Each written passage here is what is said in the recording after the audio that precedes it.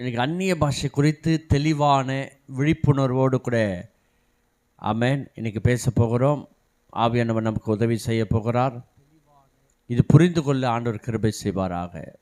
இது பல இடங்களிலே கர்த்தர் தெளிவுபடுத்தணும். சபைகளில் முதன்மையாக தெளிவுபடுத்தணும். மூத்த ஊழியர்கள் தெளிவுபடுத்தணும். இதை குறிச்செல்லாம் பேசணும். இதனா நிறைய இடங்களில் டிஸ்டர்பன்ஸாக இருக்குது. இப்போ நிறைய மக்கள் யூடியூப்பில் நம்மளை கிண்டல் பண்ண ஆரம்பிச்சிட்டாங்க. ரொம்ப கிண்டல் பண்ணுறாங்க. பாடலில், ஜபத்தில், அந்நிய பாஷையில் யூடியூபர்ஸ் எல்லாம் நிறைய கிண்டல் பண்ணுறாங்க. நம்மளை ட்ரோல் பண்ணுறாங்க. ஒரு தேவனுடைய நாமத்தை வீணில் வழங்கக்கூடாது. இதில் ரொம்ப ஜாக்கிரதையாக இருக்கணும். ஆமென். அடுத்தது ஜெபிக்கலாமா? எல்லாரும் ஜெபம் பண்ணியாச்சா? Praise God. சரி, இப்பொழுதும் தேவனுடைய வார்த்தையை நாம் கேட்கலாம். விசேஷமாக இந்த நவம்பர் 11ஆம் தேதிக்காக நான் கர்த்தரை ஸ்தோத்திரிக்கிறேன். இதில் ஜெபித்த ஒவ்வொரு தேவ மக்களுக்கும் அன்பின் வாழ்த்துக்கள். எனக்கு விசேஷ தலைப்பு என்னவென்றால், அந்நிய பாஷை எங்கே பேச வேண்டும், எப்படி பேச வேண்டும், எதற்காக பேச வேண்டும். இதன் தலைப்பு. அந்நிய பாஷை எங்கே பேசணும், அது எப்படி பேசணும், எதற்காக பேசுகிறோம். இன்னைக்கு மூத்த ஊழியர்கள் இதை குறித்து சபையில் தெளிவு உண்டாக்கணும். பிரசங்கம் பண்ணுறாங்க, கதைகளை பேசுகிறாங்க, வரலாறுகளை பேசுகிறாங்க. ஹாஸ்பிட்டலில் போயிட்டு அந்நிய பாஷை பேசிகிட்டு இருக்கிறாங்க. பொது இடங்களில் போய் அந்நிய பாஷை பேசுகிறாங்க.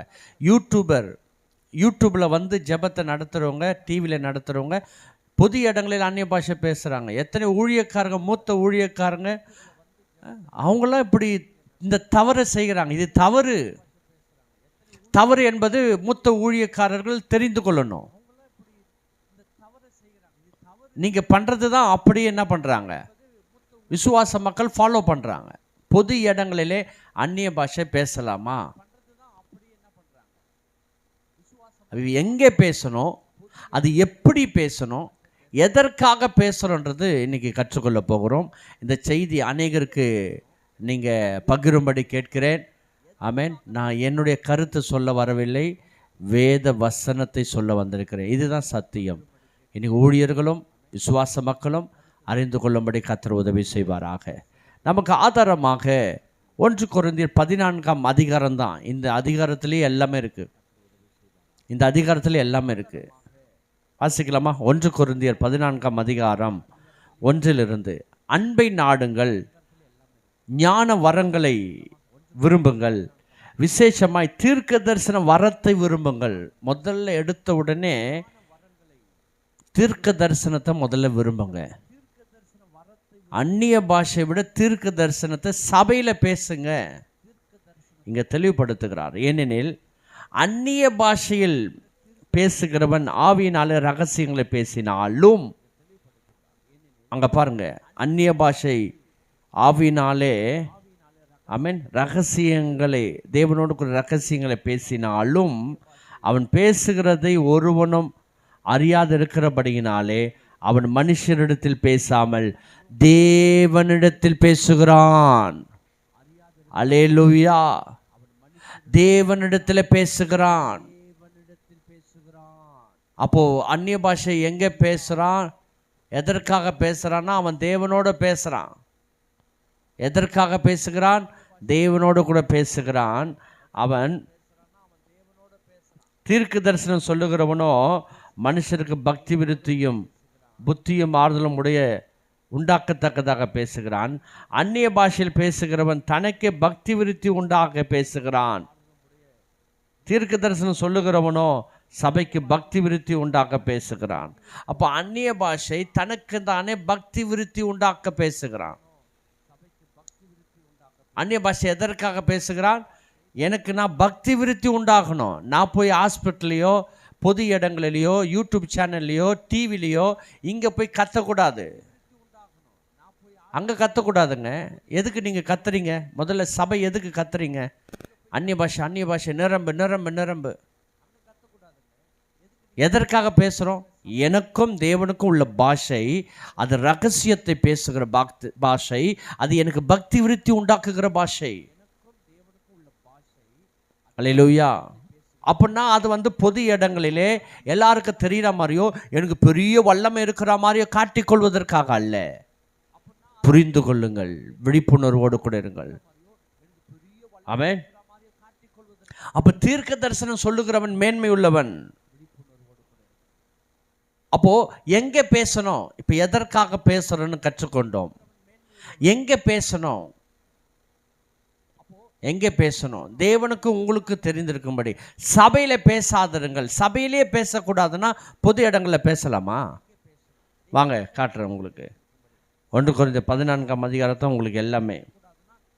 ஆமென். 18வது வசனம் 19வது வசனம். உங்கள் எல்லாரிலும் நான் அதிகமான பாஷைகளை பேசுகிறேன், இதற்காக என் தேவனை நான் ஸ்தோத்திரிக்கிறேன்.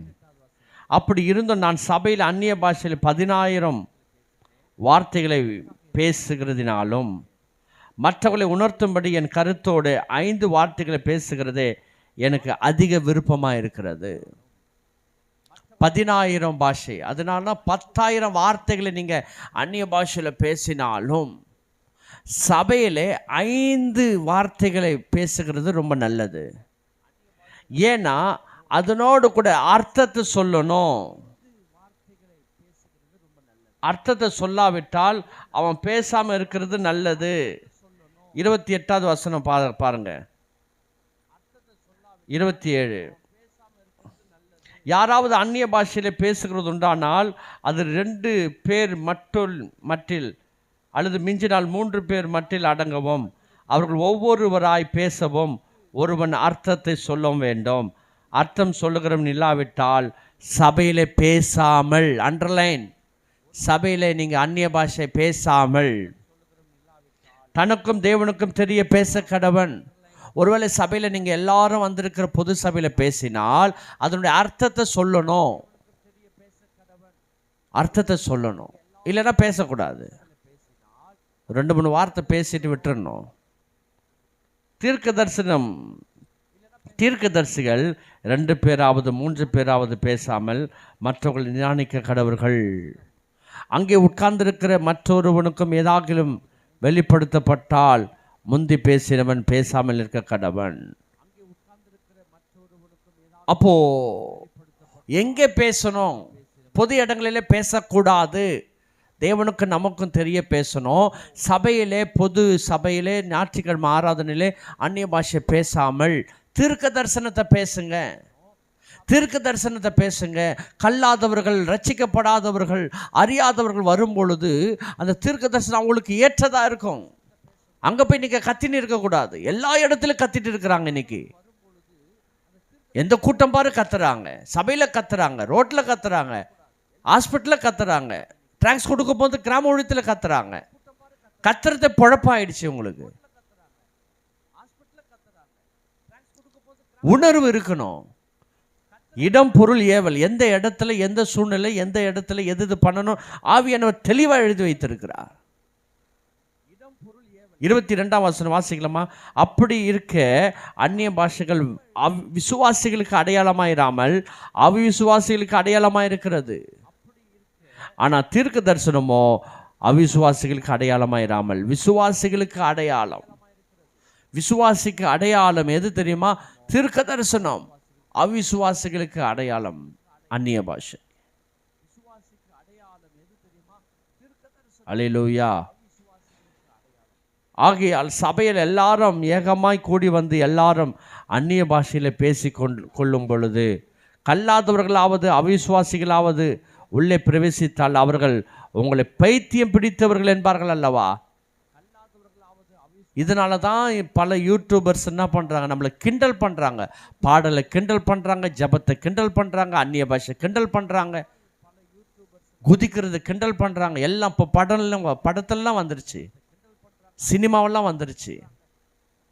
நீங்கள் பண்ணுற அட்டகாசம் இருக்கு, ஆர்வ கோளாறில் என்னென்ன பண்ணுறீங்க ஊழியக்காரங்க.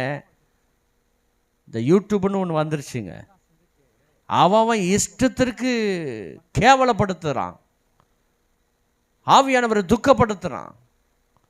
எதற்கு யூடியூபு? சத்தியத்தை பேசுவதற்காக.